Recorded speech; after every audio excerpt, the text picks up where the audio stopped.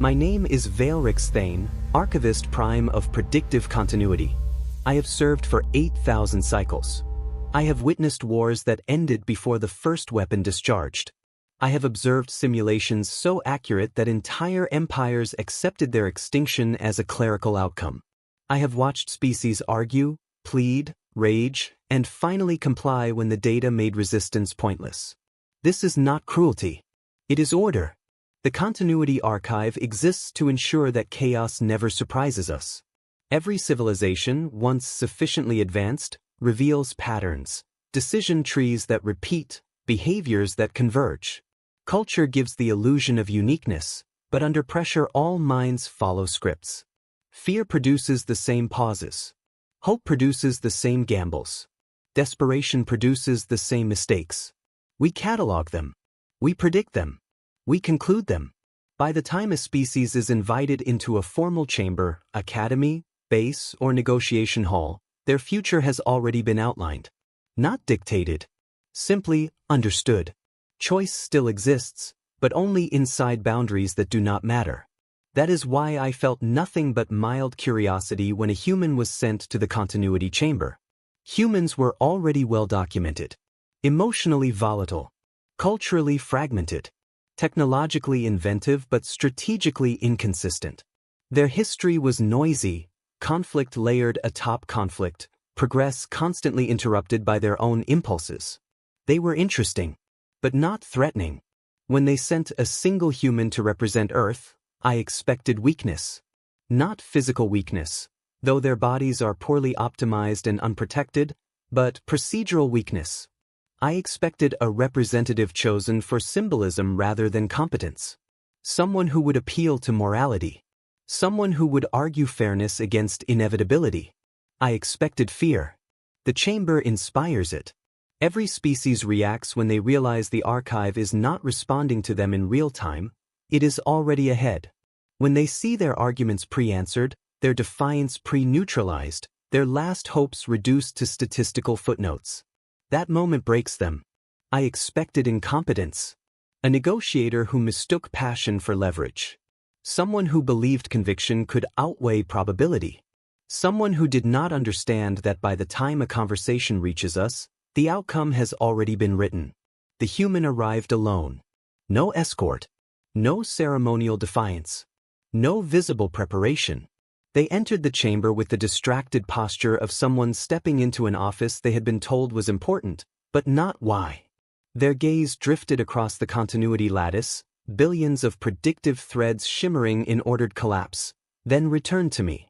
They did not bow. They did not stiffen. They did not ask permission to speak. They sat down. That alone irritated me. I initiated the standard overview. I explained the archive. The models. The projections. I outlined Earth's predicted trajectories with calm efficiency, paths where humanity stabilized under guidance, paths where it resisted and suffered, paths where it fragmented beyond recovery. Every option ended the same way. Manageable. Contained. Resolved. The human listened. They did not interrupt. They did not object.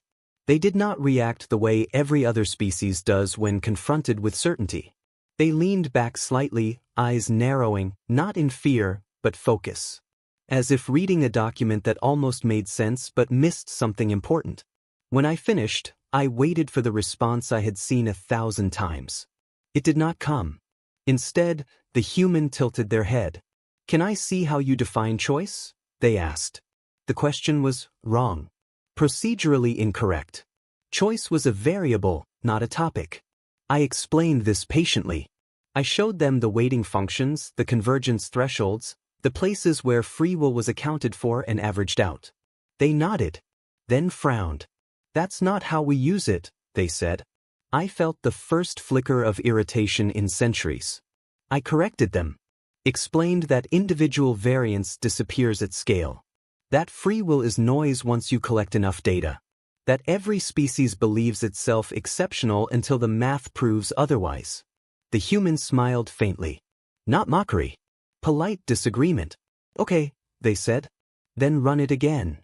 I told them it had already been run more times than their species had years of recorded history. They looked back at the lattice. Yeah, they replied. But you're assuming we stop trying once it looks bad. The archive recalculated automatically. Just a fraction. Barely noticeable. But enough. For the first time in my service, a projection wavered, not because the data was incomplete, but because the assumption behind it had been questioned. I felt something unfamiliar tighten in my certainty. Because every species we had ever catalogued followed the script once they understood it. Standing there, watching a single human look at a finished future and treat it like a draft, I realized, far too late, that this species had never intended to follow ours. I had expected weakness. I had expected fear. I had expected incompetence. I was wrong. Spectacularly wrong. The human was physically unimpressive. That was not an insult. It was a conclusion supported by every sensor sweep and comparative model at my disposal. 2 arms. 2 legs. Bilateral symmetry with no redundancies. Soft, exposed skin without natural armor, scales, plating, or regenerative sheen. No claws. No fangs. No venom sacs or bioelectric organs. Nothing about the human suggested survivability. Their skeletal structure was light. Their musculature adequate but inefficient by galactic standards. Reaction speed barely exceeded civilian baselines. Their vital organs were clustered vulnerably in the torso, protected by nothing more than bone and habit. A fragile design. Their name was Jonah. A common name, according to the linguistic index. No rank identifiers. No ceremonial modifiers. No genetic or cultural markers of distinction. The kind of name assigned to millions of individuals on their world. Replaceable. That, I noted with quiet satisfaction, aligned perfectly with our projections. Jonah stood in the center of the continuity chamber while the predictive lattice flowed around them, billions of possible futures collapsing and reforming in slow, deliberate patterns of light. Species far larger, faster, and more heavily armored had entered this space and immediately shown signs of distress. Elevated respiration. Defensive posturing. Involuntary submission responses triggered by the sheer weight of inevitability. Jonah did none of that. They shifted their weight slightly, hands resting loosely at their sides. Their posture was relaxed to the point of carelessness. Their breathing was steady. Heart rate normal. Cortisol levels unremarkable. They looked bored. Not defiant. Not tense. Just mildly annoyed, as if they had been pulled into a meeting without being told why it mattered. Their eyes wandered, not tracking threats, not cataloging exits, but drifting across the chamber's architecture. The curve of the lattice supports. The asymmetry in the floor panels. The faint flicker in one projection node that refreshed a fraction of a second too late. They looked like someone waiting in a cafeteria line. Or standing in an office lobby while paperwork processed. Certainly not a chamber where destinies were finalized. Jonah glanced back at me, then at the projections again. So, they said, tone casual, does it always loop like that? The question was not hostile. Not fearful. Just observational. The archive flagged it as irrelevant and ignored it. Jonah shrugged. They took a small step to the side. Not away from anything dangerous, just to get a better view. One foot tapped lightly against the floor, an unconscious habit. Their shoulders loosened further, as if settling in. I reviewed their biometric feet again, irritation creeping in despite myself. This was a deadly place. Not because it inflicted immediate harm, but because of what it did. The continuity chamber eroded resistance through certainty. It showed every path, every argument, every rebellion ending the same way. Species did not leave unchanged. They left quieter. Jonah appeared unaffected. They clasped their hands behind their back and leaned forward slightly, studying a collapsing projection with mild interest. That one assumes we give up after the third failure, they muttered. Weird. No fear in their voice. Just critique. I finalized my preliminary assessment without hesitation. Physiology, non-threatening. Psychological profile, disengaged, mildly irritated. Threat potential, negligible. There was nothing about Jonah that suggested danger. No aggression. No intensity. No latent predatory signals. Just an ordinary human who looked like they had wandered into the wrong room and decided to wait it out until someone explained things properly. At that moment, surrounded by predictive certainty, with humanity's future already neatly outlined, Jonah looked harmless. I trusted that impression. I trusted the archive. I trusted the data. I trusted centuries of precedent that said beings like this, soft, unarmored, casually dismissive, would follow the same script once the weight of inevitability settled in. That trust was comfortable. It was familiar. And it was the second mistake we made. Because Jonah was not afraid. They were unconvinced. And humans, I would soon learn, do not follow scripts they did not write themselves. That we began with a minor test. Courtesy, really. The Continuity Archive prescribes it for all species that show skepticism without outright defiance. A controlled demonstration. Enough to transform abstract prediction into lived reality. Not a punishment. A clarification. I authorized a localized inevitability pulse. It was subtle. No visible beam. No sound. The pulse reweighted probability in a tight radius around the human, compressing possible outcomes into a narrow band where harm was unavoidable. It was not lethal, but it was decisive. It had been enough to injure elite alien soldiers. I had watched trained enforcers falter under it, bones fracturing as gravity misaligned, nervous systems overloading as cause and effect slipped out of sync. Past trainees, selected specifically for psychological resilience, had collapsed when they realized their intentions no longer mattered. The lesson was always the same. You move second. The archive confirmed engagement. The pulse deployed. Jonah was supposed to be struck. Instead, Jonah sidestepped. Not quickly. Not dramatically. One small step to the right, taken mid-breath, like avoiding a spill on a cafeteria floor. The pulse passed through the space they had occupied a fraction of a second earlier and discharged harmlessly against the chamber wall, leaving a faint distortion in the air. Jonah blinked. They looked at the empty space, then back at me. Huh, they said. I logged the movement as reflexive variance and allowed the archive to compensate. Humans were erratic at small scales. That was known. The system recalculated instantly, narrowing the outcome window until deviation was mathematically implausible. The second phase engaged. Two convergence vectors formed at shoulder height, timed precisely to intersect with Jonah's most statistically likely adjustment. There was no safe position. This configuration had injured armored operatives and ended defiant postures in seconds. Jonah yawned. It was not exaggerated, not performative, just a genuine, unguarded yawn. Their shoulders lifted slightly. Their eyes watered. They leaned back. Both vectors passed in front of them, close enough to ripple the fabric of their clothing. The archive hesitated for 0.03 seconds. I felt irritation rise. I authorized additional pressure.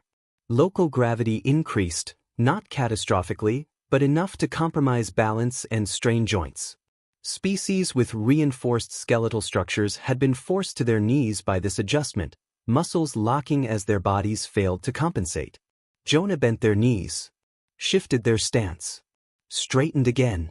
They exhaled slowly. Okay, they said. That one I noticed. No panic. No fear. I layered spatial distortion next. Localized warping designed to disrupt orientation and motor planning. This was where disciplined minds faltered, inner senses screaming as the world betrayed expectation. Jonah swayed once. Corrected. Then frowned, not in pain, but irritation. That's distracting, they muttered. They took a step forward, placing their foot exactly where the distortion weakened, not because the archive permitted it, but because Jonah noticed the pattern. That was unexpected. I initiated the final component of the minor test. A focused kinetic correction formed overhead, calibrated to deliver sharp, instructional pain. It descended fast, unavoidable by every previous subject. It struck. The floor cracked. Jonah grunted, one hand briefly bracing against their thigh, then straightened. They remained standing. They looked up, not at the force, but at the predictive lattice above. Is this the warm-up? They asked. The question echoed through the chamber. It was not mocking, not defiant, genuinely curious. I delayed escalation for a fraction of a second longer than protocol allowed. The archive resumed, layering probability compression, gravity, and distortion together. This was the threshold, the point where subjects stopped testing boundaries and started complying. Jonah rubbed their face, then glanced around as if checking the time. "Am I late?" they asked. My confidence thinned. One final warning assembled, still within acceptable parameters. Enough to end uncertainty. Jonah watched it form, then tilted their head.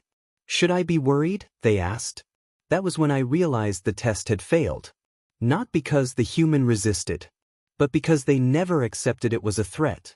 They were not reacting to danger. They were evaluating how the system worked. The continuity archive was designed to demonstrate inevitability. Instead, it had revealed something I had never cataloged. A mind that treated prediction as a suggestion. The first test ended there. And for the first time in my long service, I understood that the next step would not be education. It would be escalation. Because the archive had shown Jonah the script. And the human was already looking for a pen. Annoyed, I authorized escalation. Not because the human had resisted, resistance was expected, but because Jonah's behavior implied something far worse than defiance. Disregard. The continuity archive is not questioned. It is consulted. To treat its outputs as provisional was not merely incorrect, it was insulting. I felt the weight of 8,000 cycles of authority pressed down on a single, unimpressive organism that refused to acknowledge it. I elevated the response to a higher tier. Protocol dictated certain death.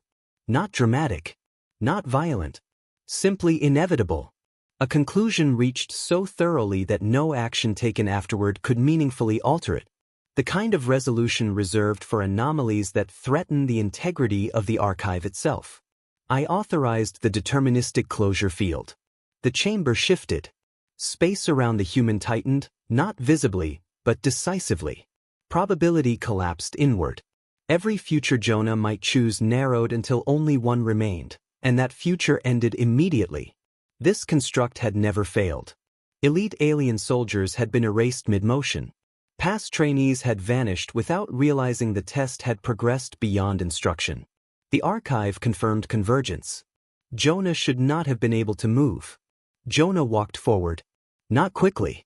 Not urgently. Just forward. One step. The closure field surged to intercept, termination vectors snapping into place ahead of the motion. The archive recalculated instantly, selecting the point where Jonah would be, not where they were. Jonah adjusted their stride slightly. The vector struck empty space. I felt irritation sharpen into anger. I increased resolution. Removed remaining variance. The archive seized direct control of outcome probability, choosing Jonah's next action and neutralizing it before execution. The field tightened until movement should have been impossible. Jonah stopped. Simply stopped. The kill geometry passed through the space they would have occupied had they continued. Jonah remained standing. Hands relaxed at their sides. Breathing steady. They glanced down at the faint distortions around their feet, then back up at me. "Oh," they said. "You're picking for me now." "Yes," I replied, projecting my voice through the chamber. "Your choices are no longer relevant. The outcome has been solved." Jonah nodded slowly. "That explains why this suddenly feels hostile," they said. "No accusation. No fear. Just observation." They took another step forward. That step did not exist in the archive. The lattice faltered. Probability trees fractured instead of collapsing. Futures multiplied where none were permitted. The closure field stuttered, its predictions lagging behind Jonah's motion for the first time since its creation. I escalated again. Temporal authority engaged. Time froze. Particles halted. Light suspended.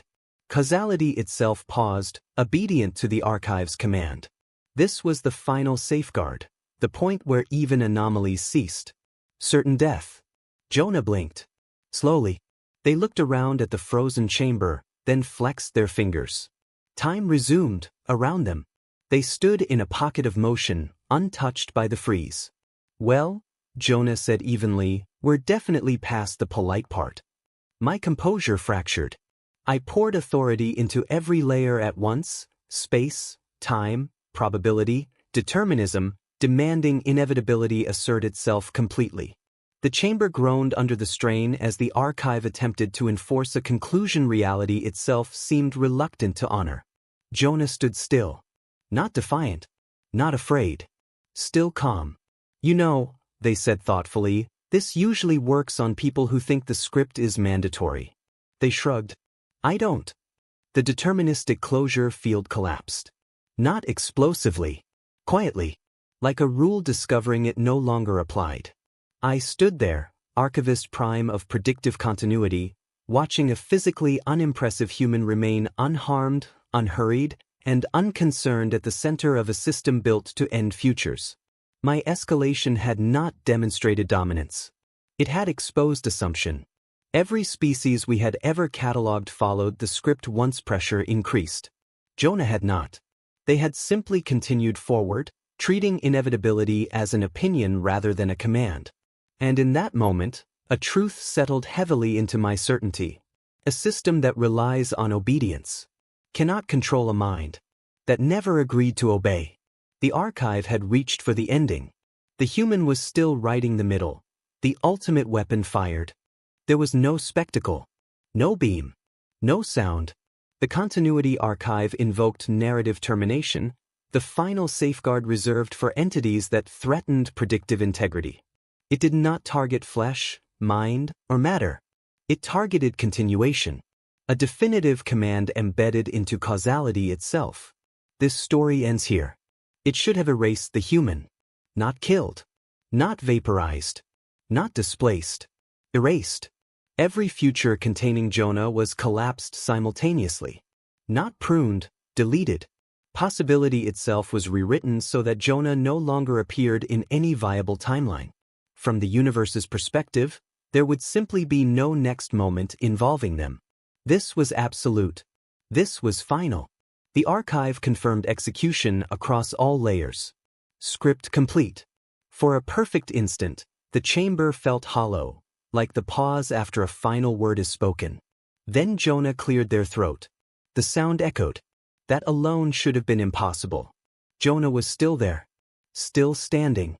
Still annoyingly intact. They looked down at their hands, turning them slowly as if checking whether they had gone numb. "Huh," they said.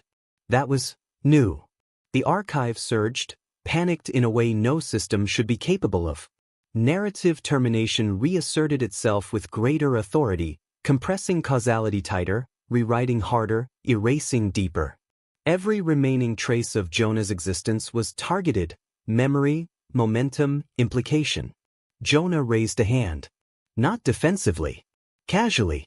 Like stopping a page from turning too fast. They caught it. Not energy. Not force. The ending. The chamber fractured, not physically, but conceptually. Predictive threads snapped as futures the archive had declared impossible tore themselves back into existence. The lattice flickered wildly, unable to reconcile a variable that refused deletion. Jonah's fingers curled slightly. Their arm trembled, not with fear, but effort. "Yeah," they muttered, wincing just a little. "That one almost hurt."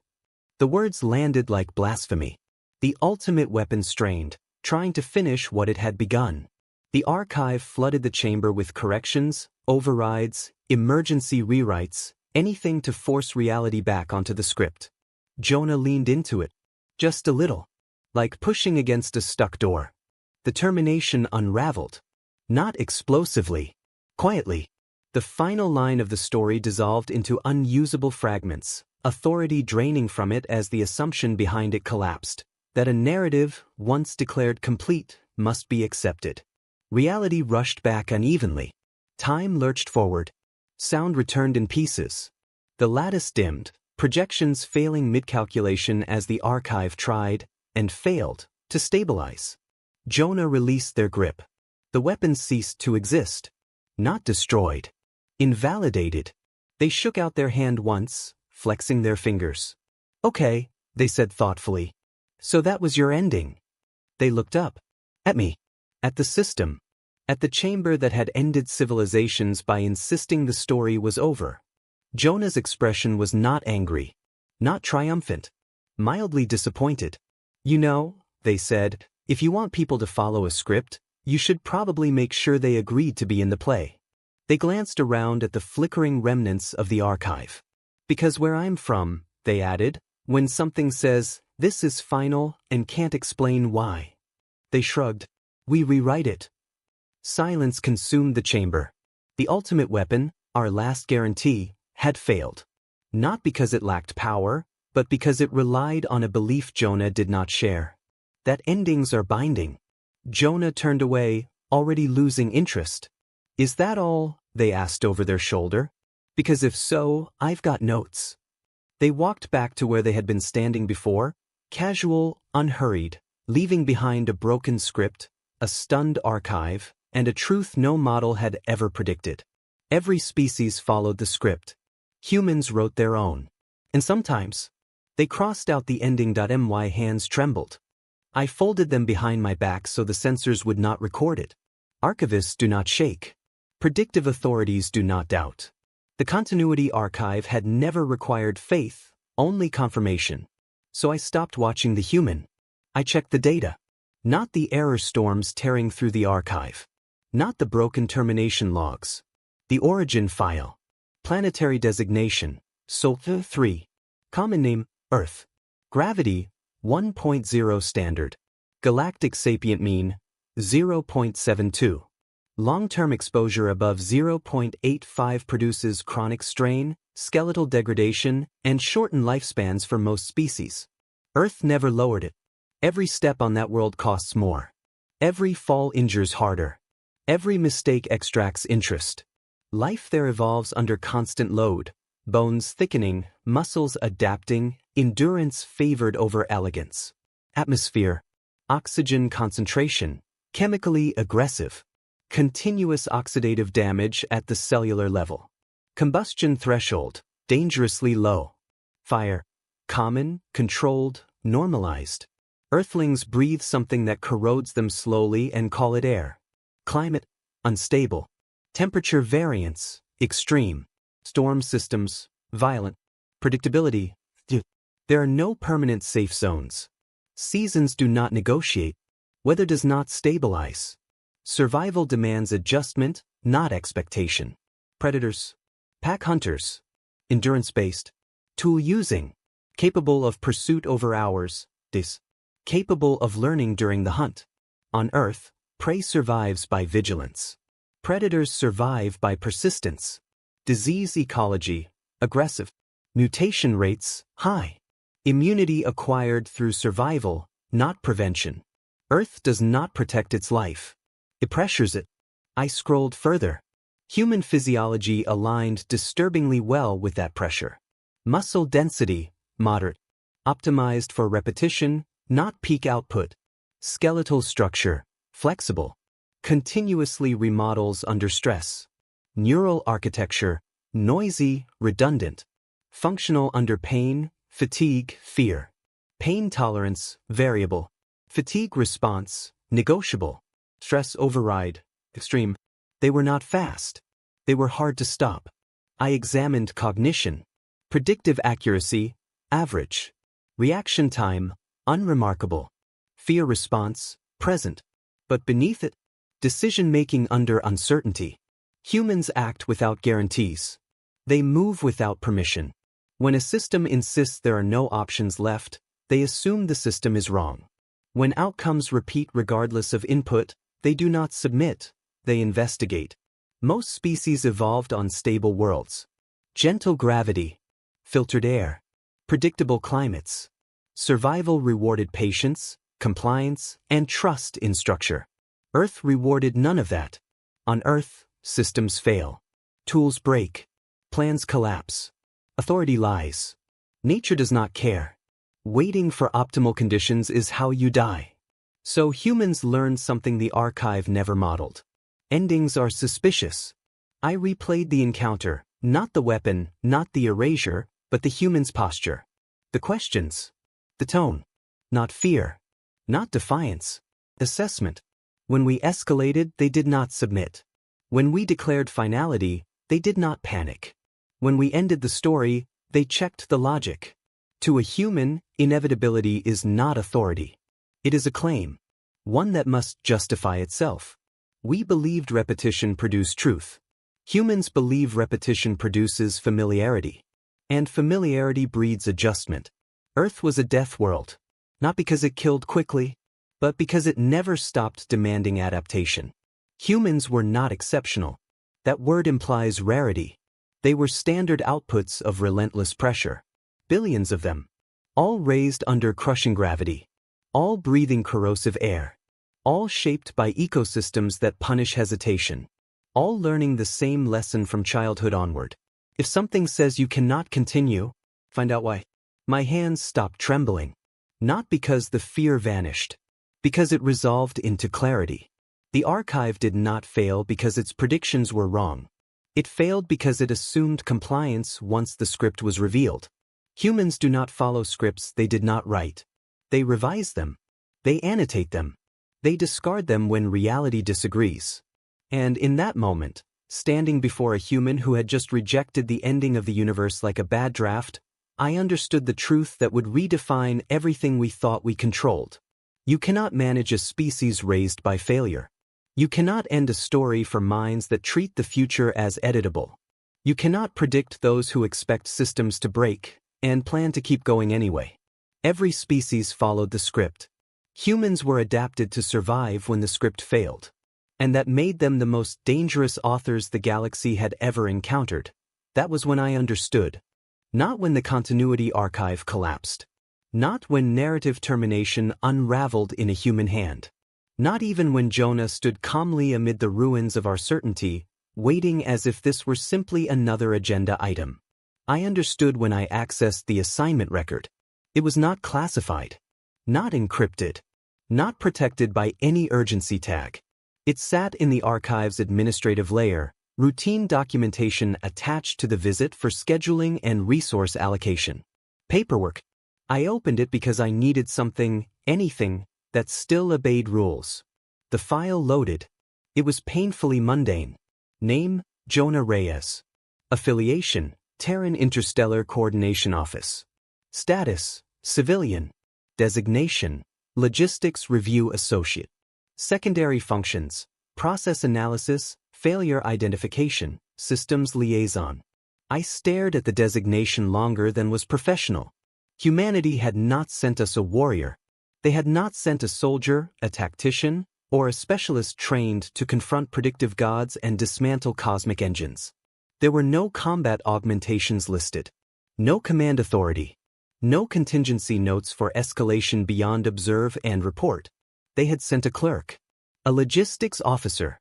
Someone whose daily work involved broken workflows, contradictory requirements, and systems that insisted they were flawless while quietly failing. Someone trained to notice when outputs stopped matching inputs, and to refuse to proceed until the discrepancy was addressed. The humiliation did not strike all at once. It spread. Jonah had not come to challenge the archive. Had not come to threaten our authority. Had not come to prove humanity superior. They had come to review our process. I pulled additional Terran documentation, my unease deepening with each line. Performance notes. Persistent. Questions, assumptions labeled, settled. Uncomfortable with final answers lacking justification. Supervisor comment. Appended casually. Good with legacy systems that everyone else is afraid to touch. Legacy systems. That was us. I looked back at Jonah, who was now crouched beside a flickering projection node, tapping it twice with mild irritation. Your convergence logic assumes compliance after failure, they muttered. That's optimistic. They stood, brushed dust from their hands, and glanced at me. You might want to rethink that assumption, they added. It's doing a lot of work it shouldn't. This had never been a battle. It had been training. A low-risk assignment. A routine evaluation. A chance for humanity to see how a supposedly perfect predictive system behaved when confronted with a human behaving normally. This was their idea of easy duty. A working vacation. I searched Terran operational doctrine and felt something close to dread. Humans routinely deployed non-combat personnel into unstable, high-risk environments. engineers into disaster zones, medics into war fronts, coordinators into collapsing infrastructures. Because on Earth, collapse was expected. Jonah had not broken the archive through strength or genius. They had broken it the way any competent clerk breaks a bad system, by refusing to accept "that's how it works" as an answer. Our models assumed fear. Our scripts assumed submission. Our endings assumed acceptance. Jonah assumed none of that. I finally asked the question that should have terrified me from the beginning. "If you are not a warrior," I said carefully, "why were you sent?" Jonah blinked, genuinely surprised. "Because you don't send fighters unless you want to fight," they said. "And we weren't here for that." They gestured around the chamber, the broken lattice, the dead projections, the stunned silence. "We send people like me when something claims it's perfect and starts making irreversible decisions." They shrugged. "Someone has to check whether that's actually true." They glanced at their wrist display, already compiling notes. "Honestly," they added, "you're not the worst system I've seen. Just very confident." Then they looked up, met my gaze, and delivered the line that would be recorded, translated, and repeated across the galaxy until it became doctrine. This is what humanity sends when it's not even trying. No threat accompanied it. No triumph. Just fact. Jonah turned to leave, unconcerned with whether anyone stopped them, utterly certain that nothing would. I remained behind, surrounded by shattered scripts and silent archivists. Humanity had not come to conquer us. They had come to audit us. And they had sent someone on easy duty to do it. That was the final humiliation. Not that a human defied our greatest system, but that they never considered it important enough to send a warrior at all. That I submitted my report that day. Not after the chamber was repaired. Not after the archive was stabilized. Not after the council convened to argue terminology and liability. That day, while the continuity lattice still flickered with unresolved contradictions. While prediction threads refused to collapse cleanly. While the human, Jonah, was already gone, their visit filed as completed engagement, civilian, no incidents. I authored the report personally. No abstractions. No diplomatic cushioning. No language designed to protect institutional pride. I began with a statement that would end debates before they began. Humanity does not follow scripts it did not write. Any system that assumes otherwise will fail. I documented everything. The initial assumptions. The minor test. The escalation. The activation of narrative termination. Every step had followed protocol. Every outcome had contradicted it. Not because the archive lacked data, but because it relied on a premise humanity does not share. That inevitability is authority. Humans do not believe that. They believe authority must survive contact with reality. I included Earth's environmental profile without embellishment. Earth gravity, higher than standard. Atmosphere, chemically aggressive. Climate, unstable. Biosphere, competitive, predatory, adaptive. Then one line beneath it. This world does not reward compliance. I explained, briefly, clinically, that humans evolved under constant systemic failure. Weather that did not stabilize. Ecosystems that punished hesitation. Tools that broke. Governments that collapsed. Plans that failed mid-execution. On Earth, survival favored those who adjusted after failure, not those who waited for permission. So humans learned something our models never prioritized. When a system insists it cannot be wrong, it probably is. I included the personnel detail last. Human representative was a civilian logistics reviewer. No combat specialization. No command authority. Assignment classification, routine. Humanity had not sent a warrior. They had not sent a fleet. They had not sent a threat. They had sent someone trained to notice broken assumptions. That had been enough. Then I reached the recommendation section. I did not soften it. I wrote exactly what the galaxy needed to understand. Recommendation. Do not threaten Earth. Do not test humans. And whatever you do, never make them angry. I elaborated, because precision matters. Do not threaten Earth. Threats clarify human priorities. Once humans decide something must be stopped, They do not disengage when the threat withdraws. They disengage when it no longer exists. Do not test humans. Tests imply limits. Humans treat limits as provisional. If tested, they will either pass or redefine the test until it breaks. Never make them angry. Human anger is not explosive. It is restrained, cumulative, and deliberate. By the time it manifests, every other option has already failed. I added one final line, unauthorized but necessary. Humans do not escalate first. Humans escalate last. When they do, they stop negotiating with systems. I transmitted the report. Acknowledgement arrived within seconds. Response did not. That silence spread. Trade routes quietly adjusted away from Seoul. Predictive doctrine was revised, then quietly abandoned. The phrase script-compliant species disappeared from official usage, replaced with something far less comfortable.